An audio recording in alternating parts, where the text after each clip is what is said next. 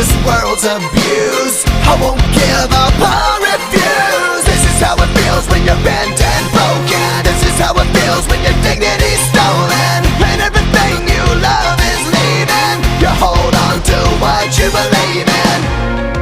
The last thing I heard was you